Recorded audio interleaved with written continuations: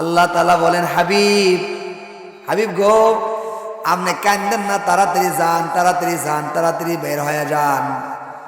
আমি ওই আল্লাহ আপনার সঙ্গে কসম খায়া বলতেছি, যে আল্লাহ আপনার উপরে কোরআন নাজিল করে, সে আল্লাহ আপনার সঙ্গে ওয়াদাবদ্ধ হইতেছেন, আপনি হিজরত করে যান। লা রাদ্দুকা ইলা মাআদ, আপনাকে আবার পুনরায় রব্বে কারীম বিজয়ের বেশে মদিনা থেকে মক্কায় আয়না পুরা মক্কাটাকে আপনাকে বিজয় করায়া দেবে। জানগা, টেনশন করেন না, আমি বিজয়ের মালা পরায় আপনার আবার আনুন। আসছেননি মক্কা বিজয়ের সময়? তো আমার ভাইয়েরা, এক তো হলো হিজরত, 23 বছর জিন্দেগিতে রয়েছে মাতৃভূমি ছাড়ার কষ্ট, 23 বছর জিন্দেগিতে রয়েছে তায়েফের ময়দানে রক্তাক্ত হওয়ার ইতিহাস, 23 বছর জিন্দেগিতে রয়েছে উহুদের প্রান্তরে দান দান ভেঙ্গে যাওয়ার ইতিহাস, 23 বছর জিন্দেগিতে রয়েছে আল্লাহ রাসূলের মাথার হেলমেট ভেঙ্গে লোহার কড়া মাথায় ঢুকে যাওয়ার ইতিহাস, 23 বছর জিন্দেগিতে এমন রয়েছে আল্লাহর হাবিব সাল্লাল্লাহু আলাইহি ওয়াসাল্লামের পেটের মধ্যে পাথর বাঁধার ইতিহাস।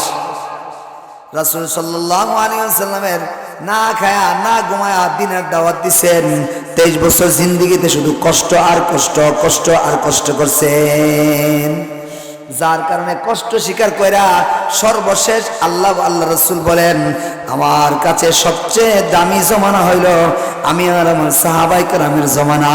সুবহানাল্লাহ। ছিল কি বর্বর, বানালেন কি? কয় বছরের মেহনত? 23 বছর। দুইটা জমানা বুঝছেন নি? হন এবার আয়েন ওই জমানাটা কোনটা? বর্বরতার জমানার মধ্যে আমরা আম্মারার কি অবস্থা আছে একটু আলোচনা করি, বুঝছেন নি? দুইটা জমানা বাই করলাম, একটু লাইয়ে জাহের বর্বরতার জমানা, একটা হলো সোনালী জমানা। এই কথা বুঝতেছেন নি? এখন আয়েন বর্বরতার জমানায় আমরা আম্মারার কি আলত আছে, আমরা মা বোনদের কি অবস্থা আছে, আর সোনালী জমানা হওয়ার পরে আমরা মা বোনরা আল্লাহ কি ইজ্জত দিছে, এটাই যদি কোনো মা বোনরা বুঝতে পারে, আমার মনে হয় আর ওয়াজ দরকার নাই। শুধু এই পার্থক্যটা বুঝেন, এতটুকু পার্থক্য বুঝলে আমার ধারণা আপনাকে আর ওয়াজ লাগবে না ইনশাআল্লাহ। এক নাম্বার, কোন মহিলা তার স্বামী মারা গেছে, কি মারা গেছে? স্বামী মারা গেলে মহিলাটা কি হয়ে যায়? বিধবা। এই বিধবা, আচ্ছা একটু কই, কোন পুরুষ মারা গেলে তার ছেলে মেয়েরা তার রেখে যাওয়া ত্যায্য সম্পত্তির মালিক হয়। ছেলে মেয়ে, অত ছেলে মেয়ে না থাকলে আরো আর কারা কারা আছে, ত্যায্য সম্পত্তির মালিক যে এরা শুধু ওই জমানাটা শুধু ত্যায্য সম্পত্তির মালিক হইতো না, এরা তো বউ রেখে গেছে, এটাও তো আমরা মালিক হবো, বলেন নাউজুবিল্লাহ। বুঝছেন না কথাটা? ত্যায্য সম্পত্তির মালিক যেমন হয়, মরে যাওয়া লোকটা যে বউ ফালায় গেছে, তারা কইতো এইটারও মালিক আমরা, এইটারও বুক দখল করতো বিবাহ সারা, বলি নাউজুবিল্লাহ। খুব ইজ্জত আছেন তাই না? বিয়া ছাড়া জামাই মরে গেছে, এটার বুক বেলা সে পাত্র বানাইতো। এবার এটা হলো বর্বরতার জমানা। যখন দ্বিতীয় জমানা সোনালী জমানা আইছে, এই জায়গায় ইসলাম এই বিষয়টারে কি বলে? ইয়া আইয়ুহাল্লাযীনা আমানু লা ইয়াহিল্লু লাকুম আন তারিথুন নিসাআ কারহা। আল্লাহ বলেন, হে ঈমানদাররা, লা ইয়াহিল্লু লাকুম, তোমাদের জন্য হালাল না, হালাল না, তোমাদের জন্য কি না? হালাল না। যেটা এটা কি? যেটা হালাল না এটা কি? হারাম। বলেন, যেটা হালাল না এটা হারাম। লা ইয়াহিল্লু লাকুম, তোমাদের জন্য বৈধ নয়, তোমাদের জন্য হারাম। আন তারিসুন নিসাআ কারহা, কোন মহিলার স্বামী মারা গেছে, এই মহিলাটার তুমি ওয়ারাসা হয়ে যাইবা, তেজ্য সম্পত্তির মালিকের মতো ইডারে মালিক হইয়া তুমি বুক বিলাসে পাত্র বানাইবা, আমি আল্লাহ এই পন্থাটাকে হারাম করে দিলাম।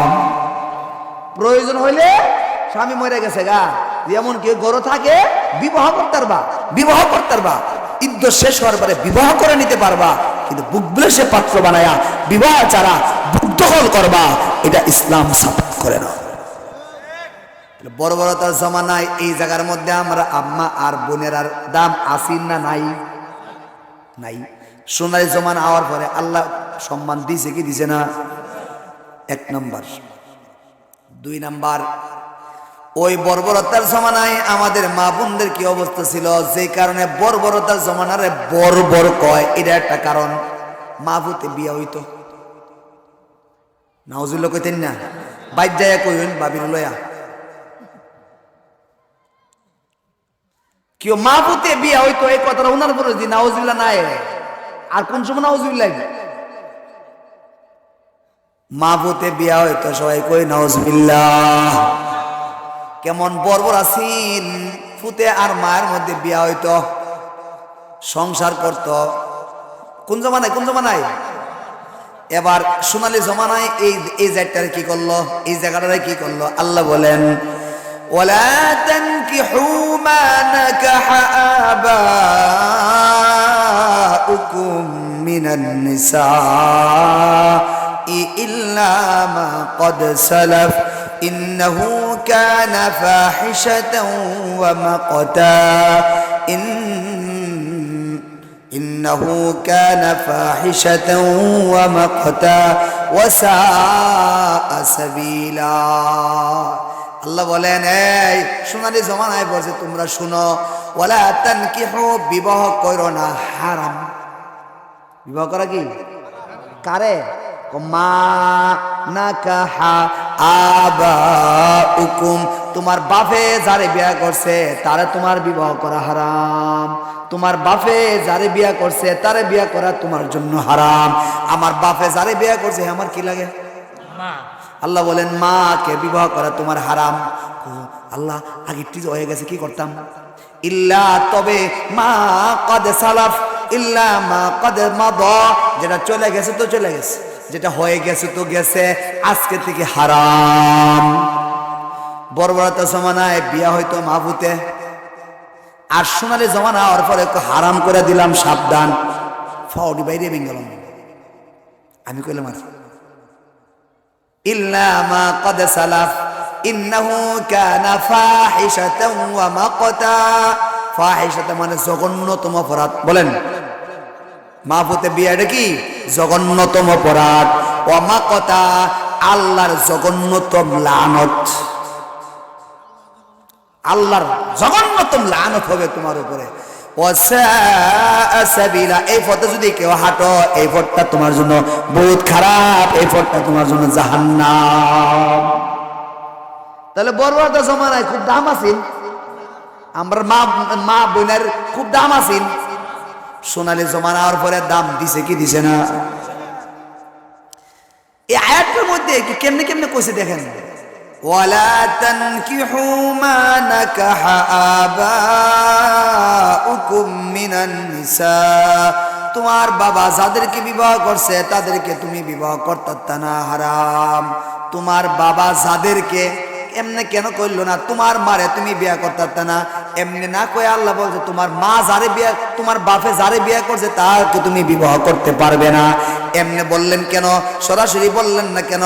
লা তানকিহু উম্মাহা উম্মাক, তোমার মারে তুমি বিয়া করো না। এমনি না কয়া কইছি কি তোমার বাবায় যারে বিয়া করছে তারে তুমি বিয়া করতে না। কথাটা বুঝছেন নি? ফেসটা এটা কেন কইলো? এটা শরীয়তের একটা মাসলা, ইশারা দিছে। কোন পুরুষ তো শুধু একটা বিয়া করবে এমন না, 60টাও তো করতে পারে।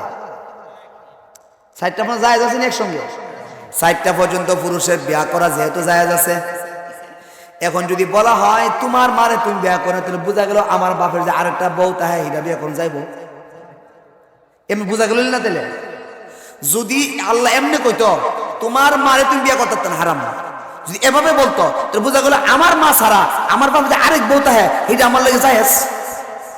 এজন্য আল্লাহ বলছেন তোমার বাবা যারারে বিবাহ করছে, তোমার মা সহ যাদেরকে বিবাহ করছে সব তোমার জন্য হারাম। সবাই তোমার মা, কাকে তুমি বিবাহ করতে পারবে না। সবার শামিল করে নিয়েছে।